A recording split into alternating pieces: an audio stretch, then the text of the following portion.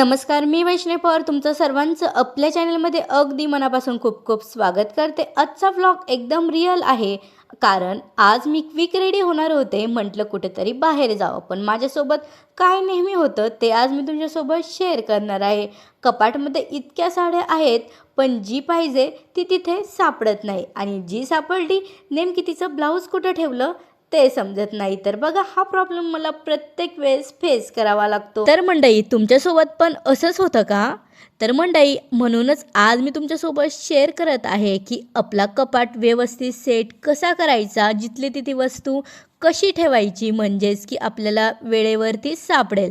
तर बघा मंडळी, कपाट ऑर्गनाईज करताना किंवा साफसफाई करताना सगळ्यात आधी कपाटामधील पूर्ण सामान काढून ठेवलं की आपल्याला कळतं कुठली गोष्ट कुठं आहे, की कोणती गोष्ट खराब झालेली आहे, की आपल्या कपाटात आपण इतक्या गोष्टी जमा करून ठेवतो की त्या कधी वापरल्यासुद्धा नसतात। तर मंडळी, तुम्ही बघू शकता माझ्या कपाटाची हालत किती जास्त पसाराने माझा कपाट हा भरलेला आहे। तर मंडळी, बऱ्याच जणींना अशी तक्रार असती की वॉर्डरोब ऑर्गनाईज केल्यानंतर ते खूप काळासाठी सेट राहत नाही, वारंवार मेसी होतं आणि ते पुन्हा पुन्हा सेट करावं लागतं, आणि हे खरंच खूप डिमोटिवेशनल आहे। तर असं कशामुळे होत असेल, तर आपण वॉर्डरोब ऑर्गनाईज करताना काही मिस्टेक केल्या असतात। तर आजच्या व्हिडिओमध्ये मी तेच तुमच्यासोबत शेअर करणार आहे, तर व्हिडिओ पूर्ण बघा, व्हिडिओ कुठेही स्किप करू नका।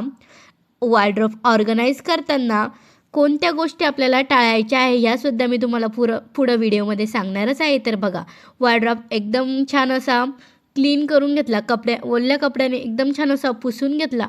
पुसून झाला की लगेच आपण याच्यावरती पेपर टाकणार आहोत। तर बघा, पेपर टाकल्यामुळे ते आपल्या वॉर्डरोबमध्ये धूळ बसत नाही, आपल्या साड्यासुद्धा एकदम व्यवस्थित राहतात। तर बघा, अशा प्रकारे आपण याच्यात अगोदर पेपर टाकून घेणार आहोत।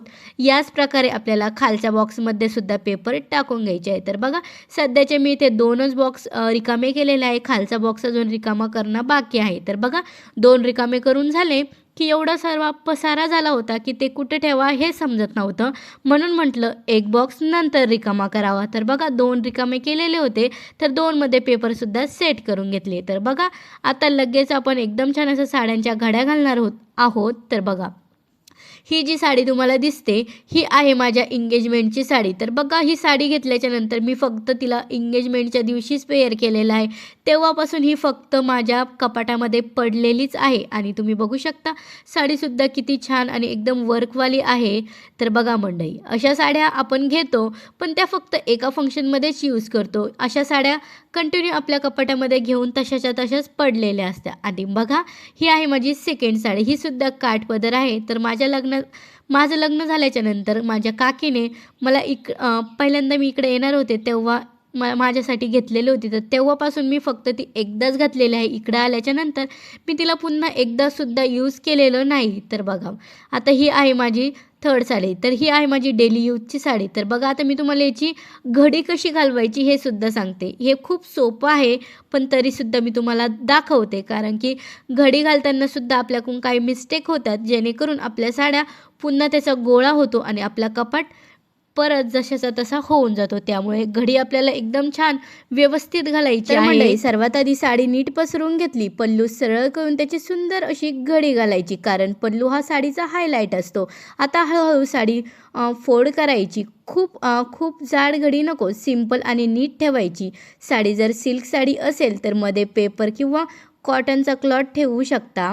तर बघा मंडळी, ही कलंजली पैठणी आहे, ही माझ्या नंदाच्या लग्नाला मी घेतलेली आहे, आणि तुम्ही बघू शकता साडीसुद्धा किती सुंदर आहे। तर बघा, ही साडी मी 3,500मध्ये घेतलेली आहे, आणि तुम्ही बघू शकता ह्या साडीला शाईनसुद्धा किती छान आहे।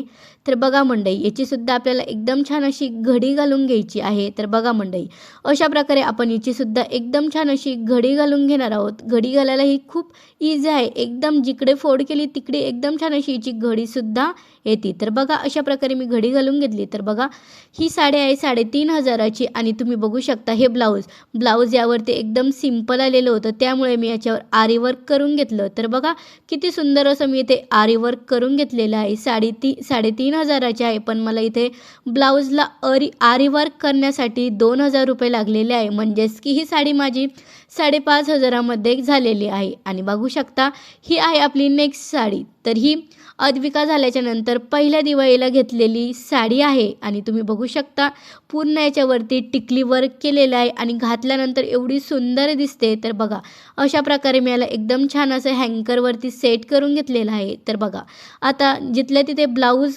सापडण्याची सर्वात इझी ट्रिक म्हणजे ब्लाऊज जे असतं ना ते आता आपल्याला ह्या हँकरच्या मध्ये सेट करून घ्यायचं आहे. तर बघा अशा प्रकारे मी हे हँकरमध्ये ब्लाऊज सेट करून घेतलेला आहे आणि तुम्ही बघू शकता अशा प्रकारे मी एकदम छान अशी ही साडी सेट करून घेतली. तर बघा आपलं ब्लाऊजसुद्धा एकदम इझिली मिळतं आणि साडीसुद्धा एकदम छान अशी सेट होती. याच प्रोसेसने आपल्याला बाकीच्या साड्यासुद्धा सेट करायच्या आहे. तर बघा ही साडी आहे लाईट पिंक. ही साडी मला खूप जास्त आवडती. ही साडी मी अद्विकाच्या पहिल्या बड्डेला घेतलेली आहे आणि तुम्ही बघू शकता एकदम छान अशी ऑर्गन्झाची ही साडी आहे. घातल्यावरती असं वाटतच नाही साडी घातली म्हणून. एकदम लाईट वेट आहे आणि याच्यावरती एकदम छान असं कुंदनचं वर्ककाम आहे. ही साडी खूप लाईट वेट असल्यामुळे आतापर्यंत मी 2 ते 3 वेळेस ही साडी घालून झालेली आहे आणि घातल्यावरती असं फिलिंगच येत नाही की आपण साडी घातलेली आहे. तर बघा अशा प्रकारे मी ही साडीसुद्धा एकदम छान अशी सेट करून घेतली आणि इकडे बघा अद्विकासुद्धा तिचे फ्रॉक काढून तिलासुद्धा ते सेट करायचे होते. तर बघा मंडळी ही आहे आपली नेक्स्ट साडी. तर अद्विका झाल्यानंतर मला जेव्हा इकडे यायचं होतं तर तेव्हा इकडे येण्यासाठी मी ही साडी घेतलेली आहे. तर बघा ही सुद्धा ऑर्गन्झाची आहे आणि एकदम छान असं हिच्यावर नाजूक टिकली वर्क आहे आणि एकदम लाईट वेट आहे. तर बघा अशा प्रकारे ही सुद्धा एकदम छान अशी सेट करून घेतली. तर बघा ही आहे माझ्या पहिल्या दिवाळीची साडी. तर बघा याच्यावरती एकदम छान असं काठांना वर्क आहे आणि आतमध्ये पूर्ण ही साडी प्रिंटेड आहे आणि घातल्यानंतर सुद्धा एवढी सुंदर वाटती कारण की हे एकदम छान अशा रेड कलरमध्ये आहे. तर बघा मंडळी याचीसुद्धा आपल्याला एकदम छान अशी घडी घालायची आहे. घडी झाली की लगेच याला या प्रकारे सेट करून घ्यायचं आहे आणि साडीच्या आतमध्ये ब्लाऊजसुद्धा सेट करून घेतलेला आहे. त्यानंतर बघा मंडळी ही आहे आपली नेक्स्ट साडी. तर बघा इतका सुंदर असा व्हाईट कलर आहे आणि तुम्ही बघू शकता याच्यासुद्धा बॉर्डरला एकदम छान अशी नाजूक असं वर्क काम केलेलं आहे आणि याच्यावरती सिंपल असं व्हाईट कलरचं ब्लाऊज आहे. तर माझ्या चुलत नंदेच्या लग्नासाठी मी ही साडी घेतलेली आहे आणि आतापर्यंत खूप वेळेस मी ही साडी वेअर केलेली आहे कारण की घातल्यानंतर एवढी सुंदर दिसते. तर बघा अशा प्रकारे हिचीसुद्धा मी एकदम छान अशी घडी घालून घेतली. घडी घालणं झालं की लगेच हिलासुद्धा आपल्याला सेट करून घ्यायचं आहे. तर बघा मंडळी आणखी आपल्या किती साऱ्या साड्या सेट करणं बाकी आहे. याच प्रकारे आपल्याला बाकीच्या साड्यासुद्धा सेट करून घ्यायच्या आहे आणि तुम्ही बघू शकता हँकरमध्ये सेट केलं की आपल्या साड्याचा एकदम असा लुकच चेंज होतो. तर बघा गाईज ही आहे नेक्स्ट साडी. तर ही साडी आहे माझ्या नंदेच्या इथली. तर त्यांची तर असतं अंगूरचा बगीचा. तर मी पहिल्यांदा त्यांची तर अंगूर खाण्यासाठी गेलेले होते तर तेव्हा त्यांनी मला घेतलेली ही साडी आहे आणि तुम्ही बघू शकता ब्लाऊजवरती सुद्धा एवढं छान असं वर्क आलेलं होतं आणि साडीमध्ये पण तुम्ही बघू शकता बॉर्डरला एवढं सुंदर असं वर्क होतं आणि पूर्ण साडी ही प्लेन आहे आणि तिचा कलरसुद्धा लाईट पिंक आहे. घातल्यानंतर खूप सुंदर अशी दिसते. त्यानंतर ही आहे ऑर्गन्झाची. तर ही माझ्या काकाच्या लग्नाला मी घेतलेली आहे. याच्या बॉर्डरला एकदम छान असं डायमंडचं वर्क काम आहे. घातल्यानंतर एवढी सुंदर दिसती. तुम्ही बघू शकता आतासुद्धा किती छान अशी शाईन करत आहे. अशा प्रकारे मी एकदम छान असं साड्या सेट करून घेतल्या आणि इकडे बघा ही आहे माझ्या लग्नाची ओढणी आणि अद्विकाला माझ्या लग्नाची ओढणीच घ्यायची होती. तर बघा या प्रकारे ती मस्त ओढणी घेऊन मस्त खेळत होती.